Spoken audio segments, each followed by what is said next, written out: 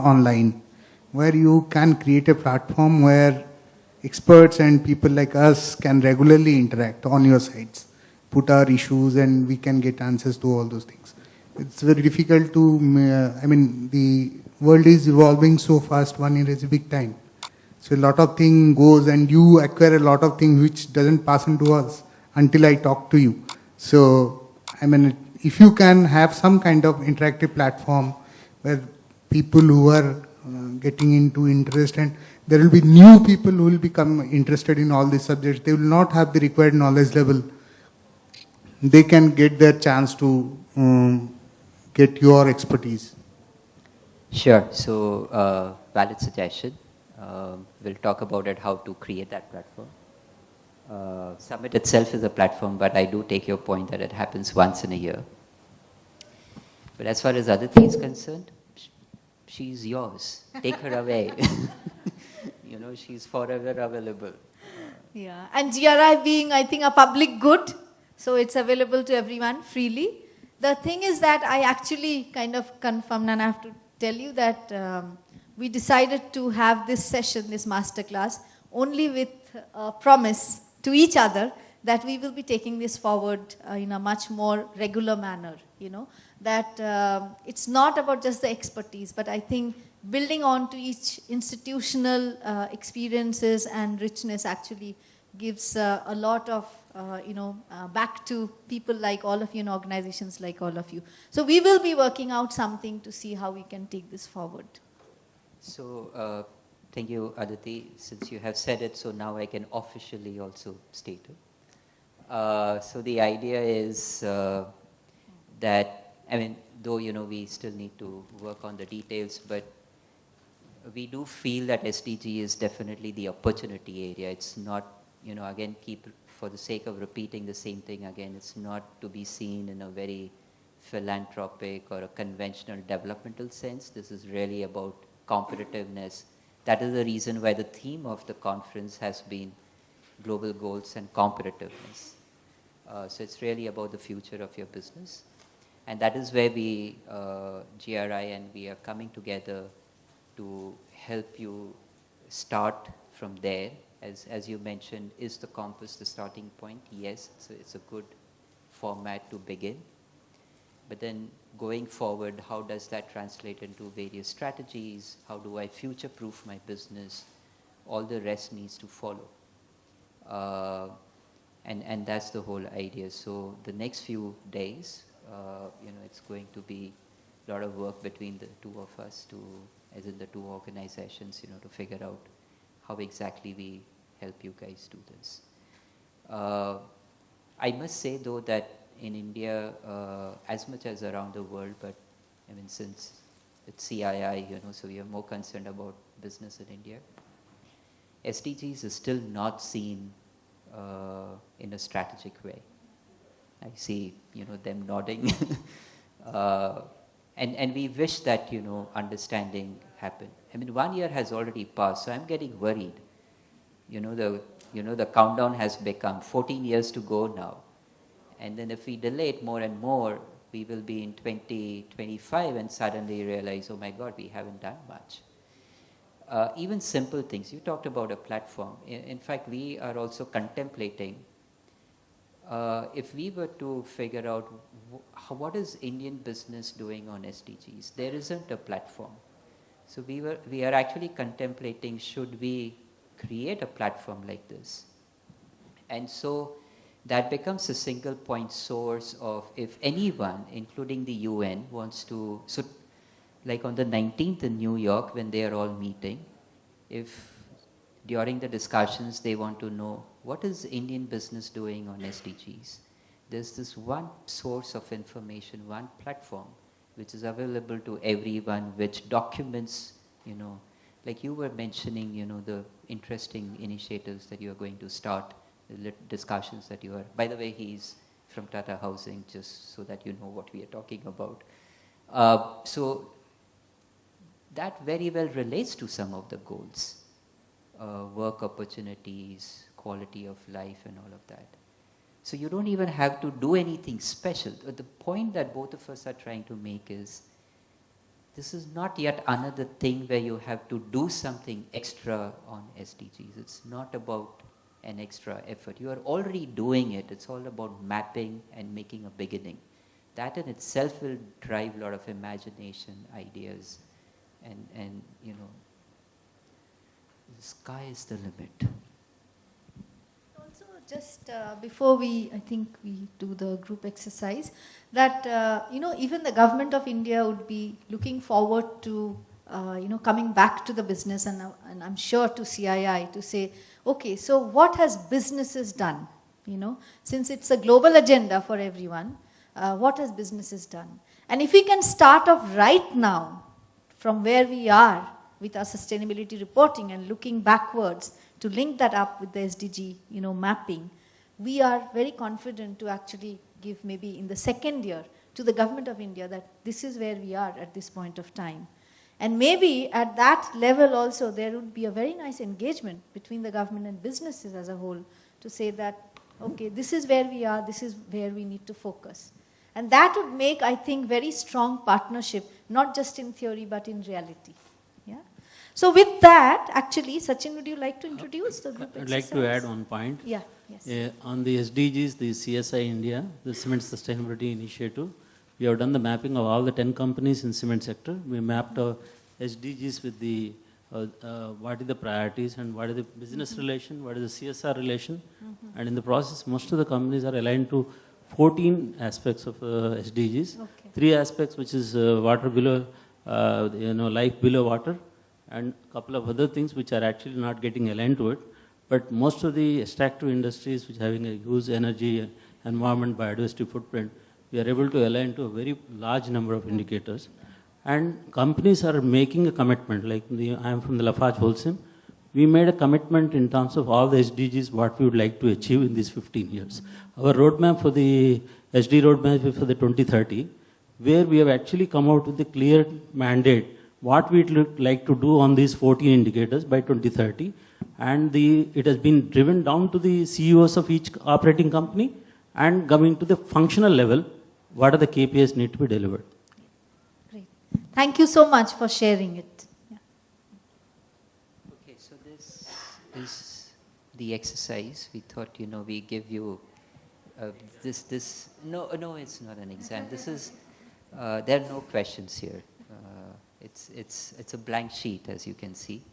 No, the idea was that since you're spending your valuable time with us, maybe, this is an opportunity for getting started. That was the idea. So it's more like a brainstorming kind of a work. However, we have overshot the time a little bit. And so we have now 15 minutes left.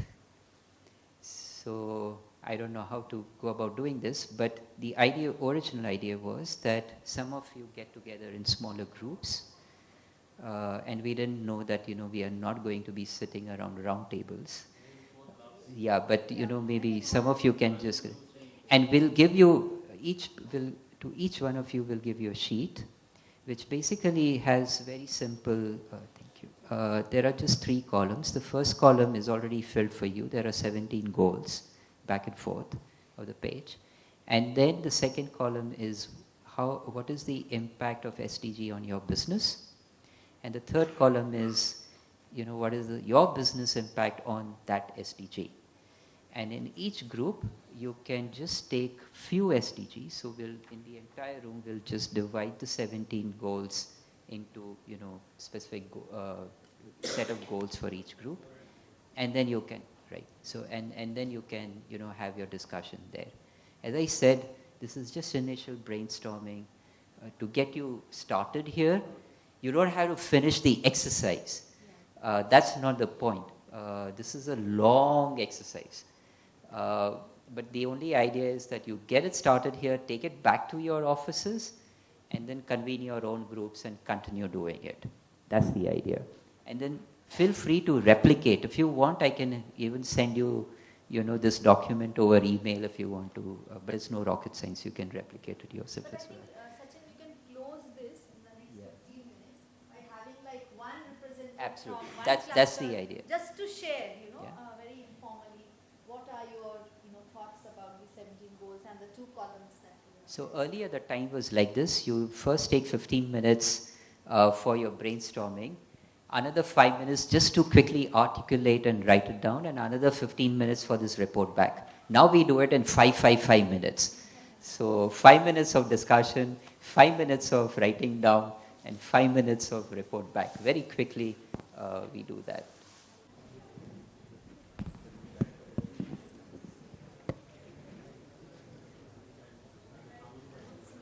As we go along. So who's doing it here? Okay, let's.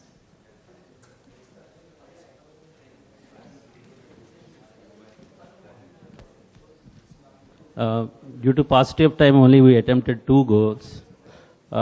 First one is about the poverty.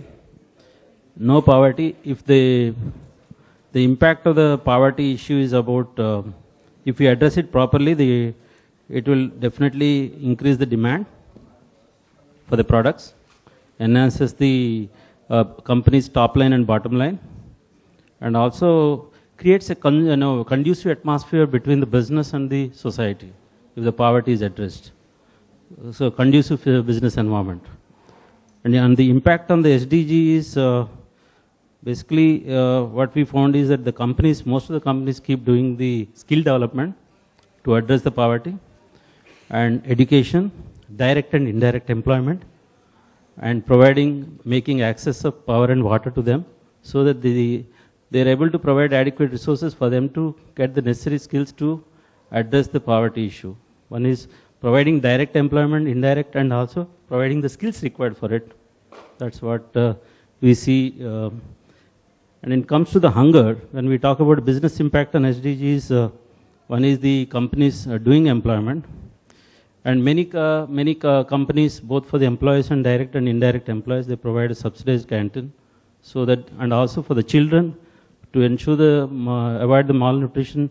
We do support the industry in terms of subsidized meal or a free meal to the children for the nutrition, and also to the nutrition to the lactating mothers.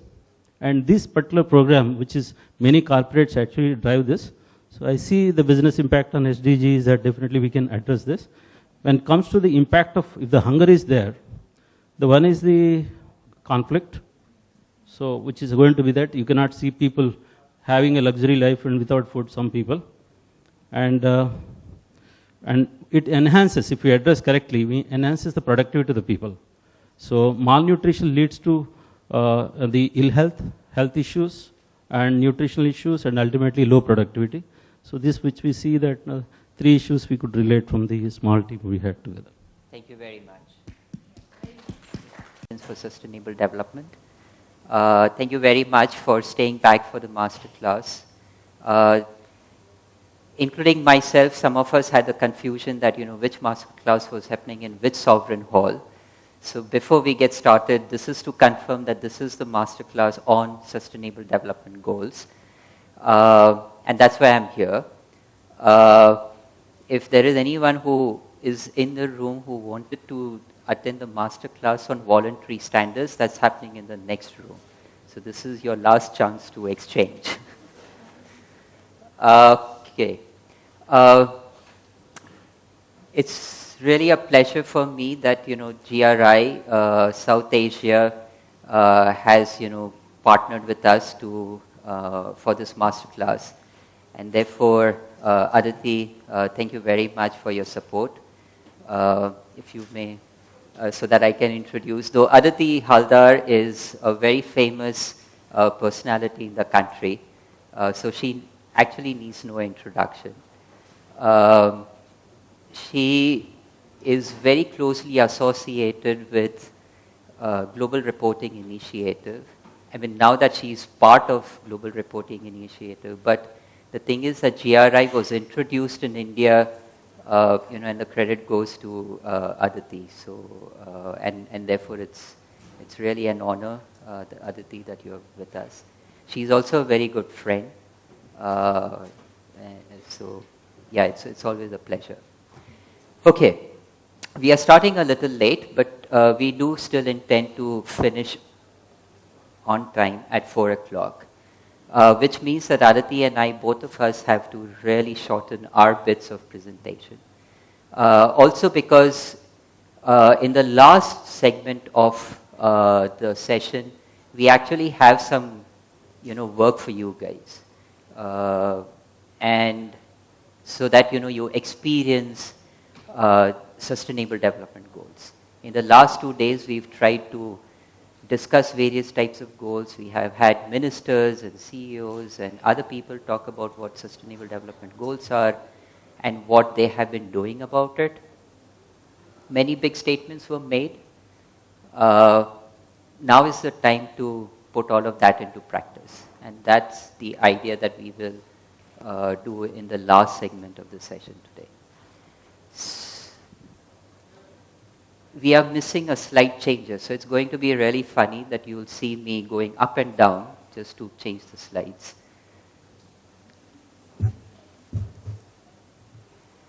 There are 3 parts to the session. I am very quickly going to cover what are the business imperatives of SDGs. Aditi is going to focus mainly on the disclosure and reporting. I'm not going to steal your thunder, Aditi, but just to briefly introduce, GRI actually came up with, in partnership with the UN Global Compact and WBCSD, came up with something called the SDG Compass. And it's a very interesting tool for you to align your sustainability strategy and practices with the Sustainable Development Goals. So Aditi is going to focus quite a bit on the SDG Compass as well. And as I said in the last segment, we'll put some of this theory into practice and give you that opportunity to just get started that as to how SDGs relate to your businesses. And we look at the interdependency of your business and SDGs. You've been with us for the last 2 days, so I'm not going to spend a lot of time on what is the Center of Excellence for Sustainable Development. But our main mandate really is to help businesses like yours become more sustainable organizations. And sustainability, as we now understand, is not a constant. And therefore, sustainable business also is not a constant. The definition of sustainable business and the importance of sustainability keeps changing in the rapidly changing context of the world.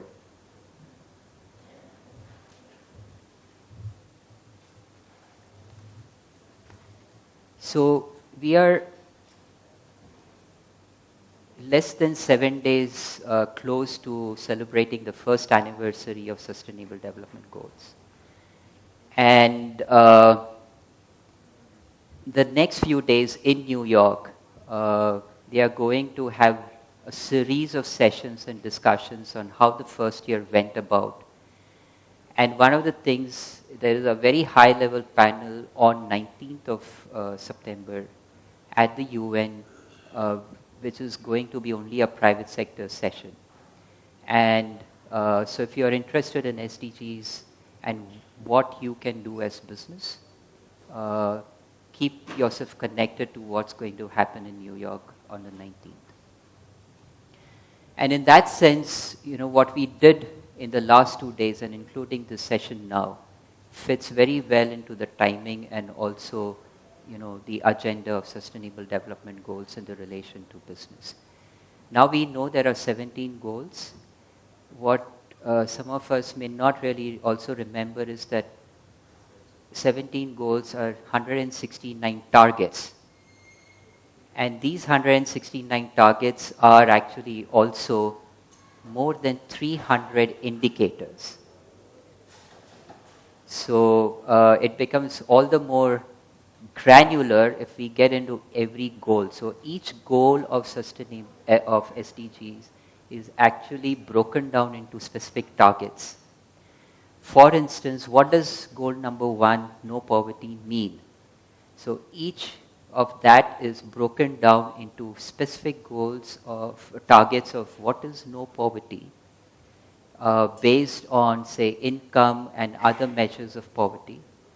And then each of those targets is also broken down into indicators as to how do we measure poverty alleviation and reduction.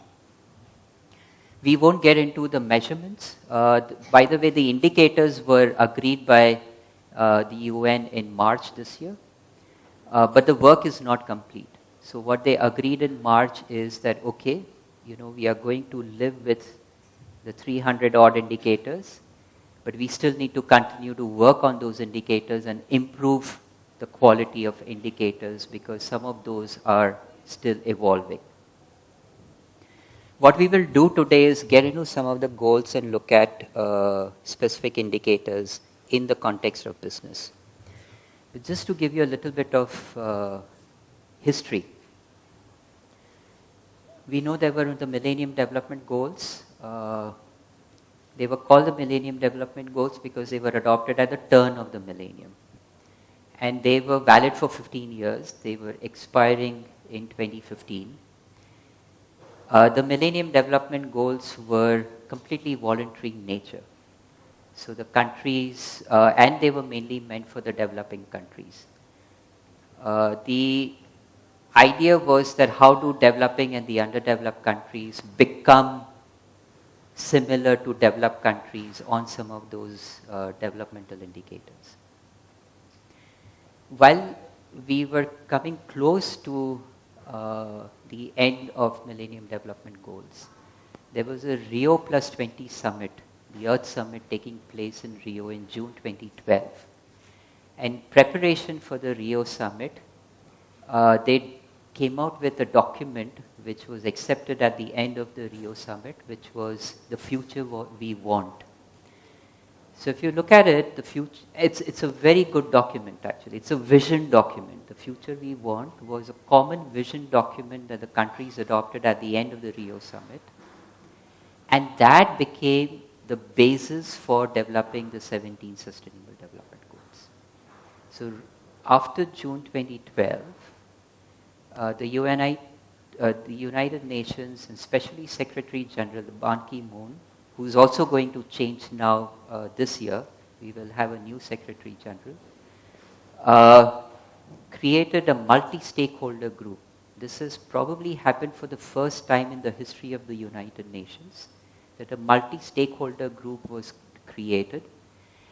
And that's where the private sector became a very important contributor to developing the Sustainable Development Goals. Again, if you look at it from a global governance perspective, so UN is a global governance institution. For the first time in the history of global governance institutions and in the history of the United Nations, private sector was right in center in developing something. And from that time, all the way up to September 2014, they prepared the Sustainable Development Goals. And then between September 2014 and 2015, the UN-style diplomatic discussions on these 17 goals happened. So the language, negotiations on the language, whether it should be or should, it as aspirational or is it mandatory, and all of that started to happen. And finally, in September 2015, in the UN General Assembly, they were adopted by 193 countries. And as I mentioned, the indicators were decided in March, but there's still a lot of work to do. So that has been more or less the history of how we got here. As a center of excellence, there are two ways our work engages with Sustainable Development Goals. The colorful set of goals that you see are the goals where we have a direct, it is our direct work area. And as a center of excellence, we actually work with the private sector, or we work with parts of governments to make a direct influence on the SDGs. So for instance, whether it is responsible consumption and production, whether it is life below water, life on land, which is the work that we do on biodiversity. Some of you who were part of the biodiversity session in the morning, that's the work that we are associated with. Climate action is a continuous work that we do, And each year we also take a business delegation to the COP, climate COP negotiations. We were in Paris also last year with a business delegation. So that's the kind of work that we do. The black and white goals that you see are the goals where our work has an indirect impact. So say when we work with businesses and then you as business do something, you might have an impact. So as business, you have a direct impact on those goals, but as a center of excellence, we have therefore an indirect impact. So for instance, if we help you with sustainability performance assessment, or we help you with your CSR strategies, or we help you with your management systems, it helps you achieve some of these goals. But for us, it's an indirect impact. So that's our relationship with SDGs. SDGs is not about reducing poverty. That was something that was true for Millennium Development Goals. SDGs is for all the countries, 193 countries. And I really like what Paul Polman said a couple of months ago. Paul Polman, the CEO of Unilever, he said that SDGs have made every country a developing country. There are no developed countries in the world anymore, because if you look at SDGs, they apply to all countries, and every country has to make progress on SDGs. So that's the other difference between SDGs and MDGs. MDGs were only meant for the developing countries, not for the developed countries. They are also mandatory, and the countries are again negotiating a monitoring, reporting and a verification system where every country will have to report to the UN what is the progress that they have made on SDGs.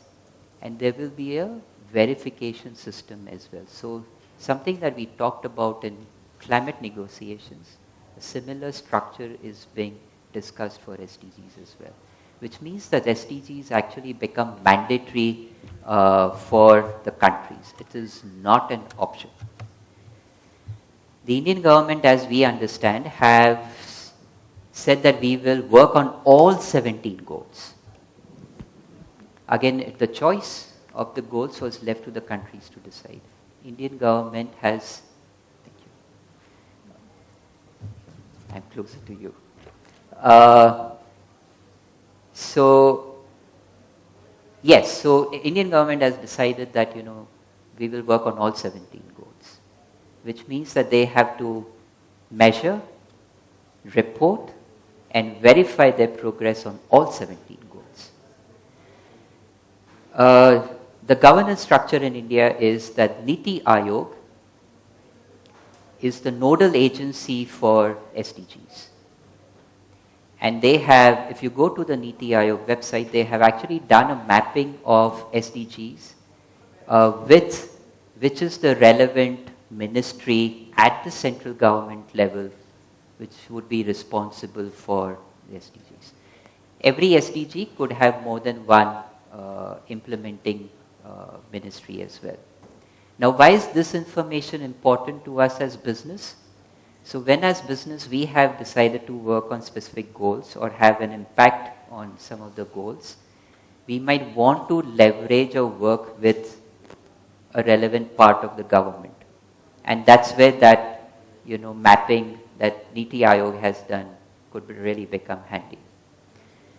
This is very common in CSR projects, for instance, where we have on-the-ground CSR projects which, where we leverage government schemes. And so then when you know that, which scheme rests with which ministries, a Ministry of Rural Development or Ministry of Health or Ministry of whatever else, that's where you can use that mapping.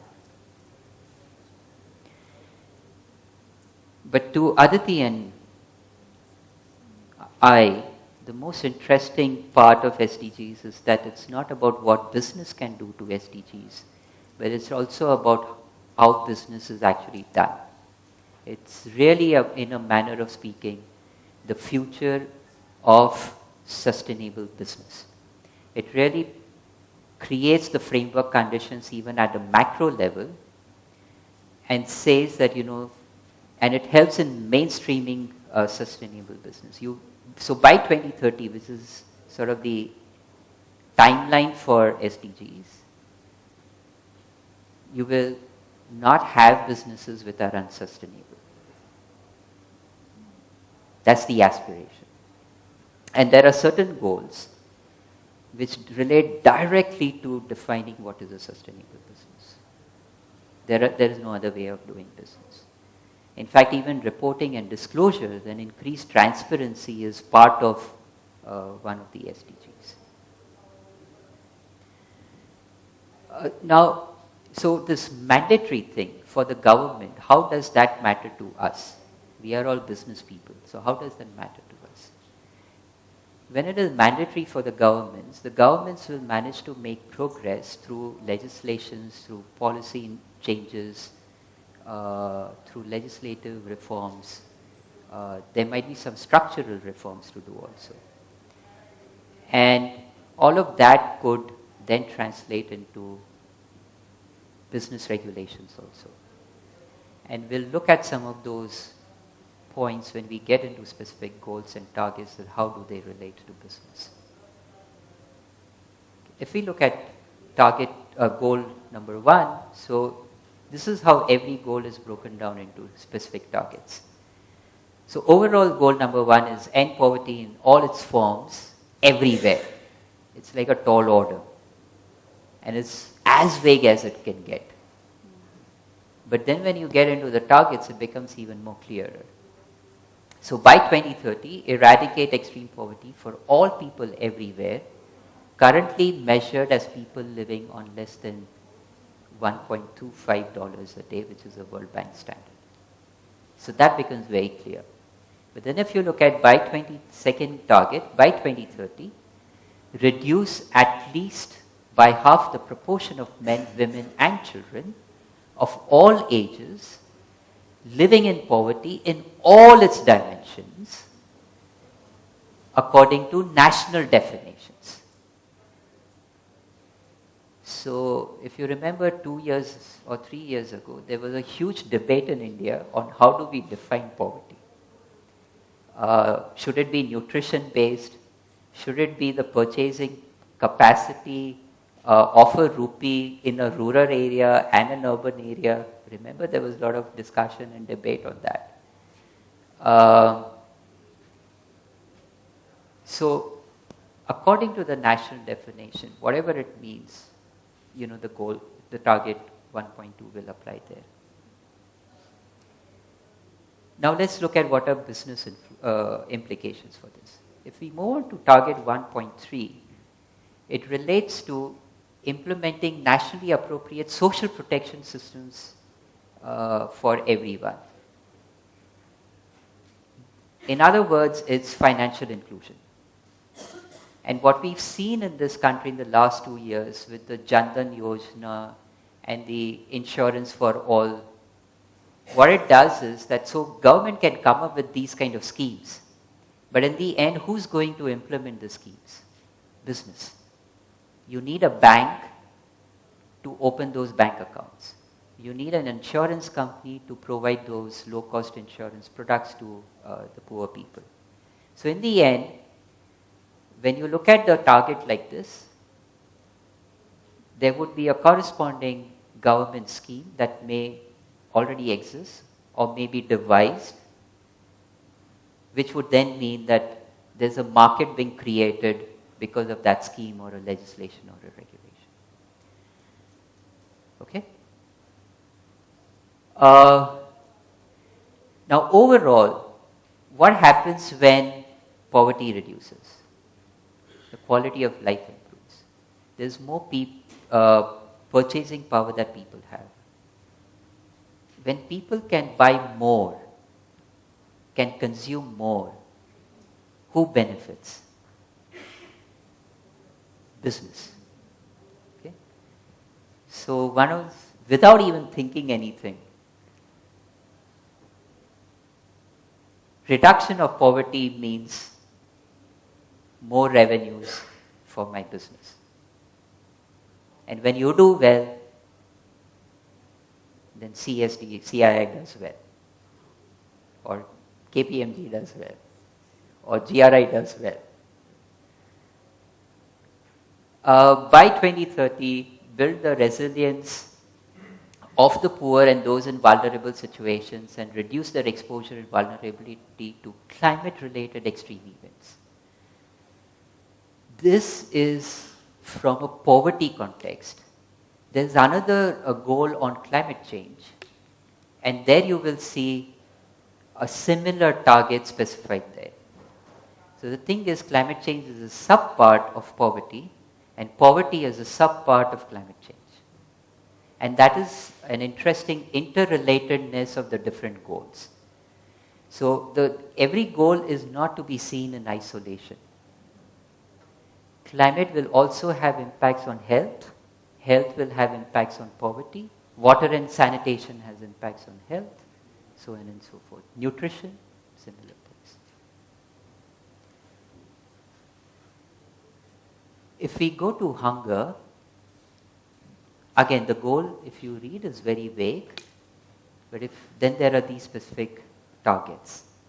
If we look at target 2.3, by 2030, double the agriculture productivity and incomes of small-scale food producers. So we are not talking about the large agri companies. That's not the idea. The idea is looking at the value chain in the farm sector and looking at those small-scale farm holders, really the vulnerable farmers in the the entry point of the agri value chain. And then build their capacities on productive resources and post-knowledge financial services. India is one of those countries where there are lots of good practices in this part of the agri value chain. On the session in water, there was a discussion on agriculture. Yesterday, we heard from ITC, on what they've done in agriculture. So these are all the examples where they have worked with. In India, you cannot be an agri company or agri-based company if you don't do, all of these kind of hand-holding with the small-scale farmer producers. You just do not get that competitive advantage without working with the farmers. So if we relate to what a couple of ministers said yesterday, that India is really a hub for new business models. Agriculture is already one of those areas where we have some really amazing business models which are even exported from India. Now let's look at how this can convert into regulation. The last point, by 2020 promote access to and fair and equitable sharing of benefits arising from the utilization of genetic resources. Now if you are a medicinal company which is based on natural medicines, or any similar company which is based on, so like Ayurveda or herbal products and things like that, you're actually based on knowledge which is the ownership of the people living in those areas. And currently there's a legislation and which is work in progress, and my colleague Kamal Sharma here, who's busy tweeting, is an expert on access to benefit sharing. So if you have any, things to know about it, you can catch hold of him after the session. But Indian government didn't start to work on that piece of legislation after the SDGs were signed. But you could already relate that there is an international commitment that our country has made and how it needs to be converted into a legislation which affects this nature of businesses. There's another thing that I wanted to focus on. So if you look at goal 5, which is on gender equality and empowerment, there's a specific goal. Now typically when we talk about gender equality, we suddenly tend to picture women in the rural areas uh, or coming from disadvantaged backgrounds, and that's a typical public image of disadvantaged women and empowerment of women. Now, most of you would be aware that Companies Act 2013 mandated at least one woman on the board of the companies in India.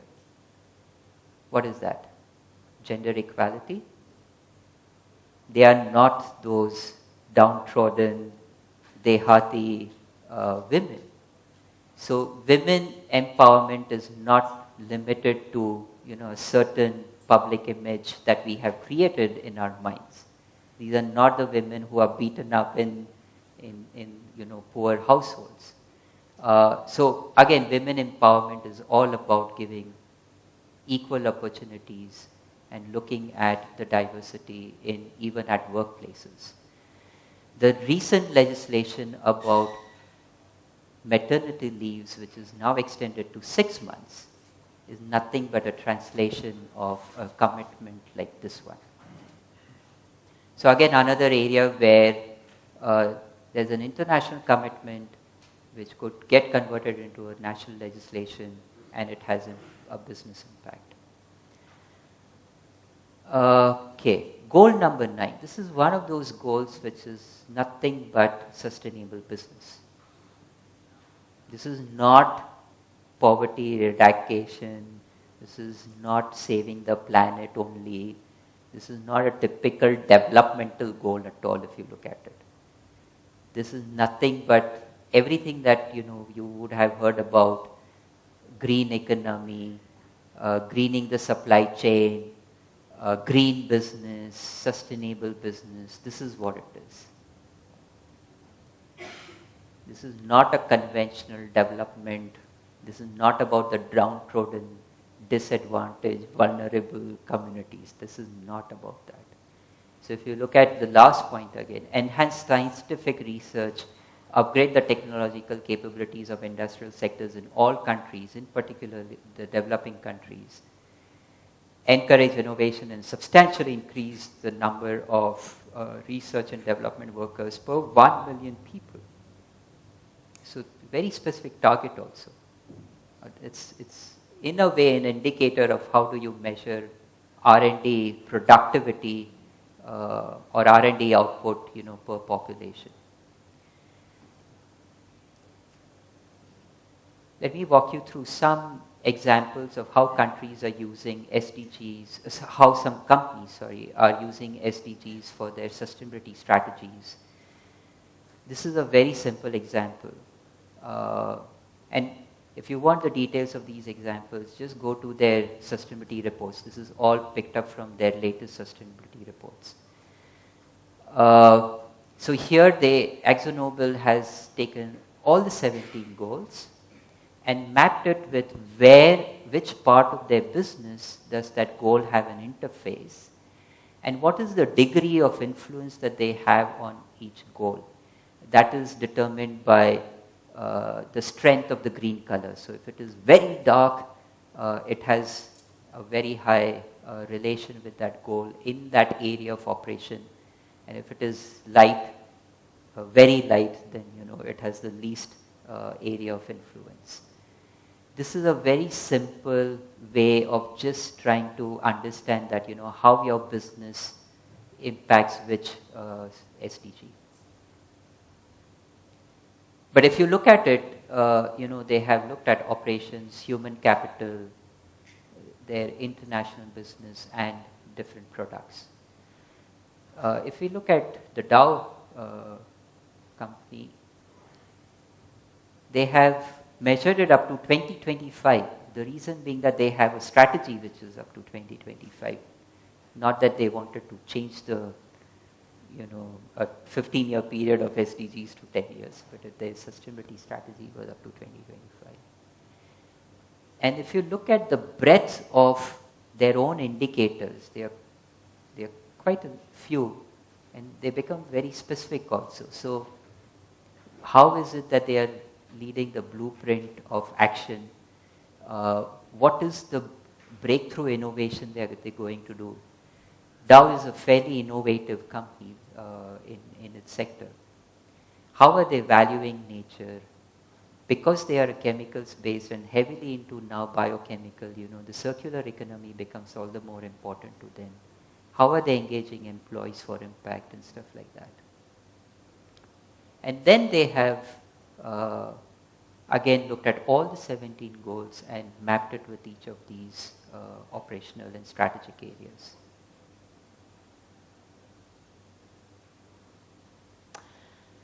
This is interesting. Italcementi actually use SDGs to do their sustainability materiality. So when you do the materiality for your, GRI report, so they looked at SDGs and they did a survey within the company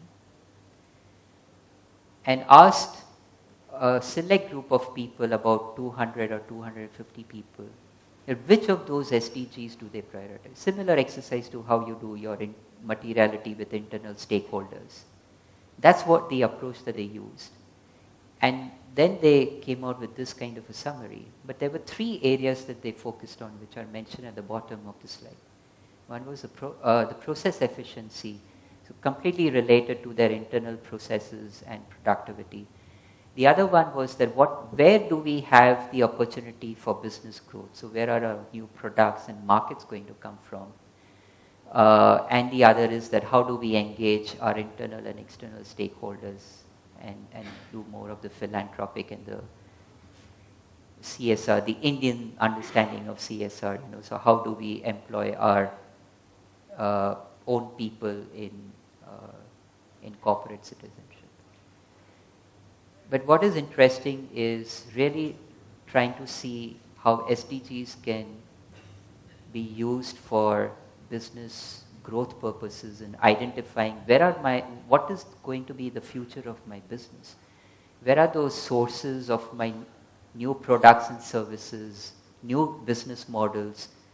Where is that going to come from? And to use SDGs for that understanding and strategy discussion interval.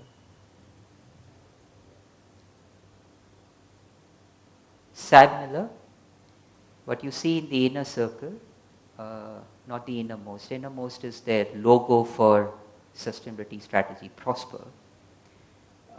Anybody in the audience here from Miller? I know they were present in the conference, but I don't know if there's anyone here. Okay. And then they had those 5 elements of their sustainability strategy, and with each element they mapped it with the relevant SDG. And in some cases, SDG actually gets repeated. So decent work and economic growth cuts across most of their elements of the sustainability strategy. Philips decided to just focus on their business and which are those relevant SDGs. So not looking at all the 17 goals and say how we are making impact, but which are those 3 SDGs. Philips primarily a healthcare company. Which are those 3 SDGs where we can really make a difference? And so goal number 3, which is health. Goal number 7, which is access to affordable, reliable and sustainable energy for all. And goal number 12, which is sustainable consumption and production.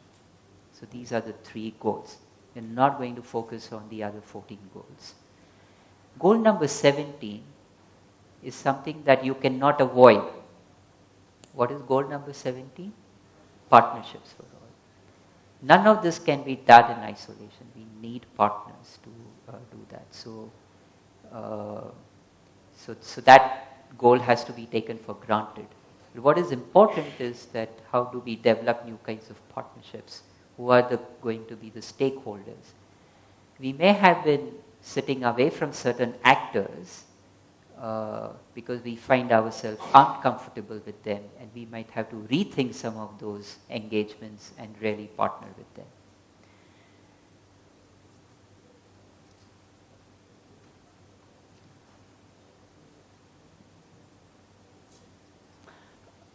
So, how do you go about doing it? Very quickly. I mean, I can spend another 2 days on this slide and the next one. But in 2 minutes, what it means is that you scan your entire value chain. It's become very common in our businesses, right? We now look at every part of a value chain, break it down into its components, and try to do our footprint and how do we influence each stage of the value chain, how every stage of the value chain influence the business and things like that. So do that scan. You'll probably have it already, and then decide which are the impact areas.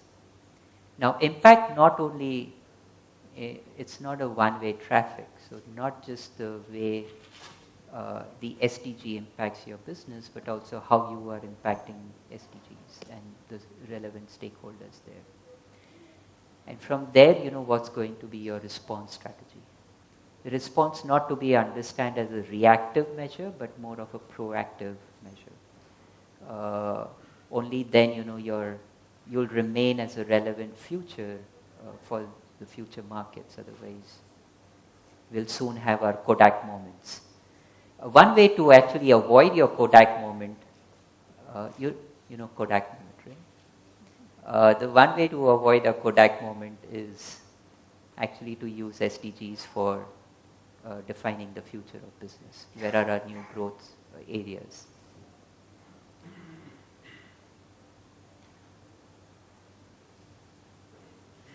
Kind of covered most of this. That was quick. Aditi, was I on time? All right. So we are not going to hand it over to Aditi, who has few more insights for you, and then you'll see me again. Aditi, all yours. So good afternoon, everyone, and thank you, Sachin, for that kind introduction. The best part is being a friend to Sachin all these years, but also maybe some of you know that I was also working with CII-CSD really in the early times of CSD when it kind of evolved from being an environmental management division to becoming a center of excellence for sustainable development.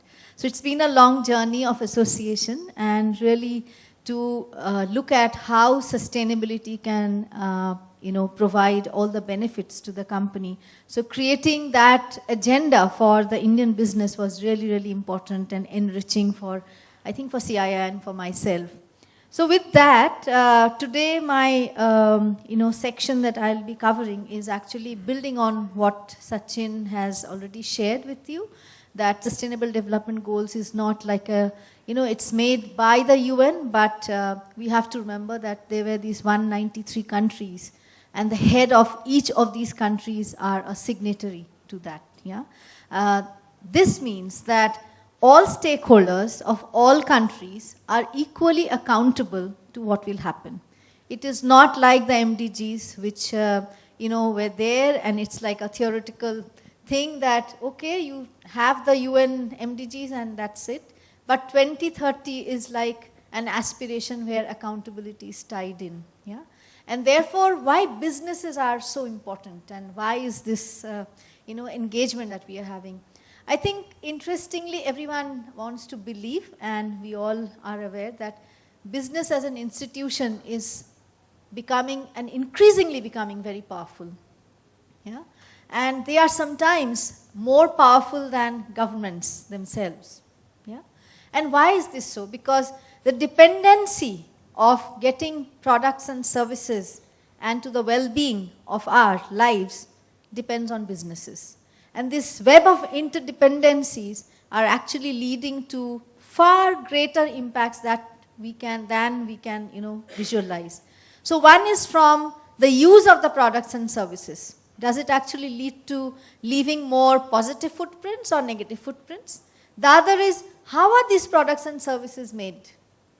Are they actually sourced from materials and resources which are depleting?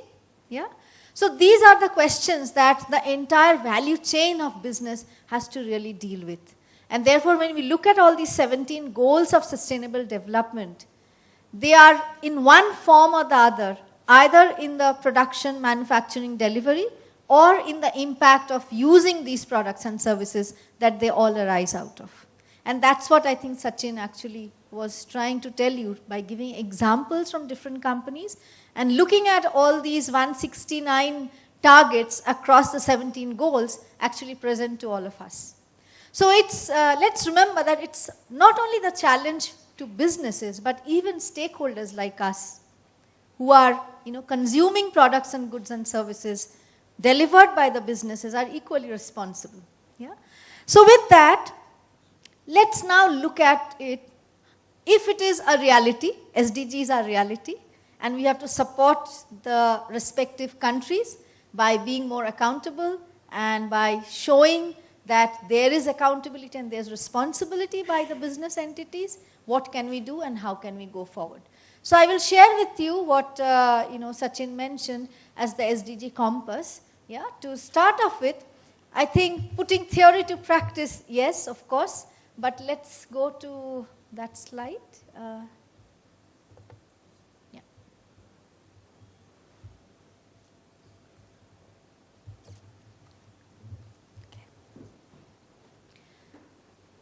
So, Ban Ki-moon, yeah, he's still on board of the UN, and he says that business is a vital partner in achieving sustainable development goals. Companies can contribute through their core activities, and we ask companies everywhere, so that means every 193 countries, to assess their impact, set ambitious goals, and communicate transparently about the results. Yeah? This is very important. Unless we measure, we will not know where we are. That's actually, a very, very simple, smart, also a stupid kind of strategy that we have to build on, right? So unless we measure, we don't know where we are and we don't know where we want to go. Therefore, measurement is very, very important. And communicating to stakeholders of where we are and where we want to go is equally important, because if you just remain with the result inside, then there could be misperception about the organization, which is not always good. Yeah? Therefore, communication to stakeholders is equally important as part of the reporting process. So, the crucial role of the private sector are many, and I would like to actually kind of say one thing, that whenever a society is healthy and growing, businesses will also become healthy and growing. Yeah? And if businesses do not contribute to products and services which will contribute to the well-being of the society, businesses will also fail, and so will communities. So I think that's the core business case of sustainable development goals. So identifying future business is important, and I think Sachin gave ample examples of some of these goals and targets. Enhancing value of corporate sustainability, because we always tend to think sustainability is something different from core business. There are divisions within organizations where you have a sustainability chief, but maybe not always linked to different divisions and operations of the company. But we are seeing the change also happening in India, that there are these cross-functional teams being convened by the sustainability officer to actually look at what are the business key risks and opportunities that will lead to the business growth or failure. Yeah? Therefore, sustainability is not seen, increasingly, not seen to be just separate than core businesses. And strengthening stakeholder relations, of course, is to actually get that advice from outside and inside the organization to deal with some of these issues. More so, I think, when there are 17 goals and we were looking at the CESD priorities, we saw some of them in colored and bright ones and some of them in black and white. So I'm sure CII, for its members and through the CESD, they also did some kind of engagement to realize that these are our core focus areas, yeah? Not to undermine the rest. Similarly, in business context also, every sector does not have to focus on all the 17 goals.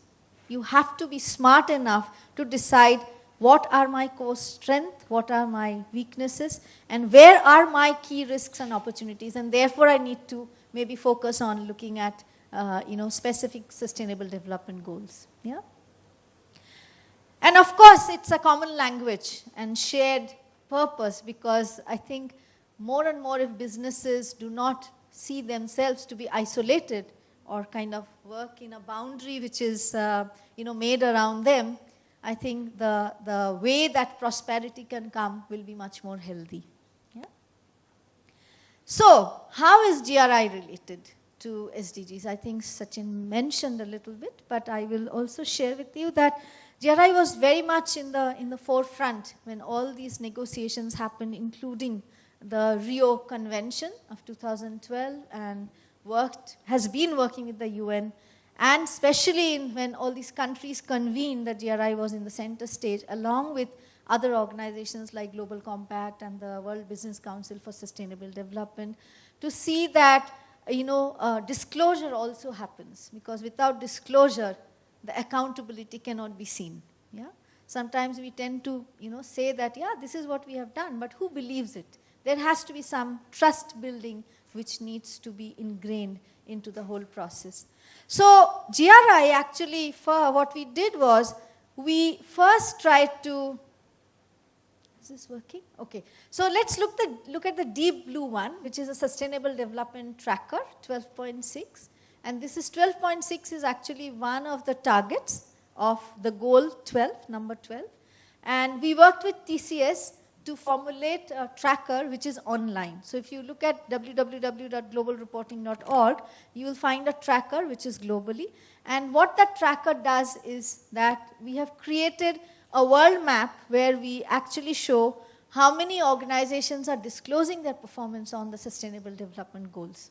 So it's basically the extension of sustainability reports, but having a tracker to see how transparent are these economies as far as Sustainable Development Goals are concerned. And we are slowly building on it, on the tracker, not only on the sustainability report framework, but also to see that how different other issues, apart from what's mentioned in the GRI guidelines, are also being disclosed. The other thing that we worked on is the SDG compass, and the compass is like setting the direction. So it is also like a management tool, and I'll just share with you the 5 components of the SDG compass. This we got together with Global Compact and WBCSD to formulate that compass, and it's slowly started being used in the market. We are part of the UN engagement from the very start, and right now on the 19th of September, there's a business forum where Global Compact and GRI will be working together to actually push the whole agenda of disclosure and reporting very strongly. Yeah? And of course, most of you are aware of the GRI framework, which is now going to be soon the standard. So we are going to launch the GRI standard in November 2016. So what is the core of GRI guidelines and the business engagement around SDGs? We find that the core is really the sustainability reporting process. Yeah? And the sustainability reporting process leads to transparent and trustworthy information which is disclosed in a report. So the report is the output, and the process is like really the way that it will lead for better and credible information. And this leads to better decision making. So in the previous session in the plenary, we were actually talking about how decision making happens. So decision making can only happen when we all have the access to credible information and trustworthy information. That's how trust gets built, and that's the agenda really for GRI. So when we look at all the 17 goals and targets, we find that 50% of all these targets are having one indicator or the other. Yeah? So there are about lot of indicators in the GRI guidelines, and there are aspects across environment, economic, social dimension, and then there are disclosures on governance, there are disclosure on strategy and analysis, and so on and so forth. Yeah? So we have these kind of mapping already done in the GRI framework. I will now quickly take you through the compass, which is very interesting and may be helpful to all of you, is that there are 5 practical steps. So if you can actually use the website www.sdgcompass, which is one word, .org, you can actually download the compass, this tool. Yeah. So there are 5 practical steps. Understanding the SDGs, yeah, which is about what are the SDGs, understanding the business case and its implication to businesses, and the baseline responsibilities for business. The second one is defining priorities. I think this is very important because if we don't define priorities, we are going to be all over. So the smart way is to actually define priorities, and that is almost the same thing as in a sustainability report you do, is to find the material or the most relevant aspects which are important to business or the stakeholders. So finding priorities is very important, but you have to do the value chain identification and the impact areas. Otherwise it will not work. Yeah? So it has to be across the value chain. And setting goals, because unless the goal is set, you don't know which action to take and where you are going to reach. So setting goals on those prioritized, I think, areas are going to be very important. And fourth one is the crux. It's about integrating. It's about anchoring sustainability goals within the business. And that's where I think some of the things what Sachin was mentioning, that how do you really create new business models, new enterprises, or you look at reducing impact arising out of your current business models. Yeah? That's where I think the integration will happen. And the other thing is embedding sustainability across all functions and engage in partnerships. The fifth one is reporting and communicating. In reporting and communicating, again we are coming back to what the GRI guidelines say, is in action mapping SDG reporting priorities through materiality. If we don't have material issues and goals, we'll be again, lost in the woods. Yeah? Therefore, reporting on material issues is very, very important. And that will lead to effective communication with stakeholders. So this is the SDG compass. If you can have a look at the SDG compass, it will be great. We can have further discussions on the SDG compass. I'm sure, CII-CSD would be happy to maybe join hands with us, and we can both take this forward. But we have a very interesting thing. But before I just give the microphone off to Sachin, this is the SDG compass, which you can actually download. Yeah, it has all the tools and the processes which are there in the SDG compass, and you can actually upload that in this website. Yeah. Now, what we will do is, Sachin, we can do the group exercise now. Yes, but yes. So we can actually have maybe 5 minutes or so to have few questions for both of us, and then we can have a very nice group exercise with all of you. Yeah? Anyone? Yeah. I am Prem Narayan. I am from Indian Railways. In the presentation, I have seen that the achievement of goals are by 2030. So what is the logic behind 2030? Why not maybe 2020 or 2025? So just like that. I think I don't know, but usually it's like 15 years to say that how, different countries who are at different levels of development can really pull their socks up and be treated as equal. That is, I think, my understanding. But of course, I look at Sachin also. If you have any other information of why 15 years and not 12 or, 10 years. So I would guess that for anything to change drastically, this great aspiration like what he mentioned, that businesses are going to be at least sustainable. I think sustainability is all about a journey, right? Yeah. But at least we will be able to reduce lot of negative footprints that businesses may be creating, and they will maybe try to struggle to turn those negative into more of positive footprints. So that's, I think, the decision that we have to jointly take. It's not about, just businesses taking. Yes? While leaving no one behind. So Yeah. it is a very big thing.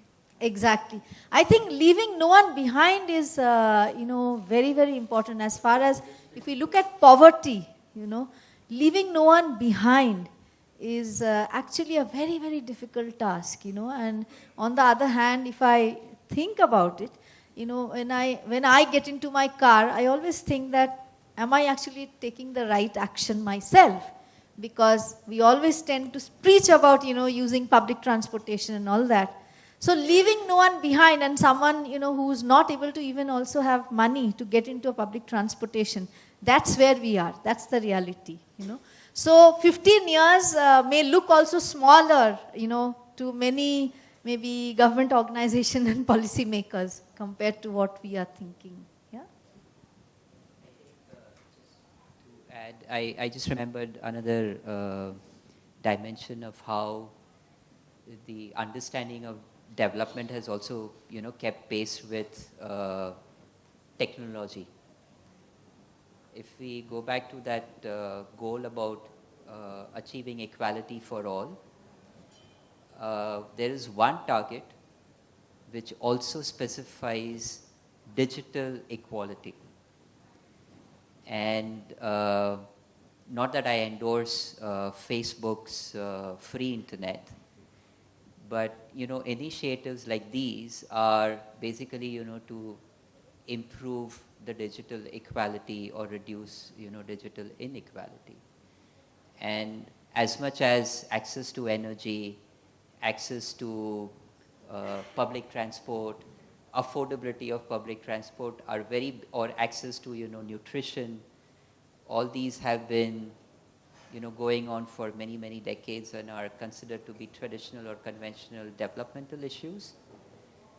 Access to technology, digital, you know, resources are also now, you know, developmental challenges, and there are huge gaps. My personal feeling is that we might be able to bridge the digital inequality much before we, you know, bridge the other inequalities which, you know, we've been fighting for the last 100 years. Yes. Who raised? Maybe I'll just go first. You have a microphone?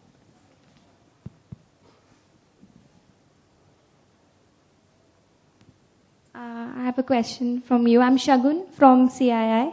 Actually, I just wanted to ask, how can materiality analysis done by different companies, how do they report in a sustainability report? I just wanted to ask, how can different stakeholders, you know, they can achieve SDGs goals, and how can they report on that? I mean, achieving SDGs, how can they participate together? So what is the role of stakeholders in achieving SDGs?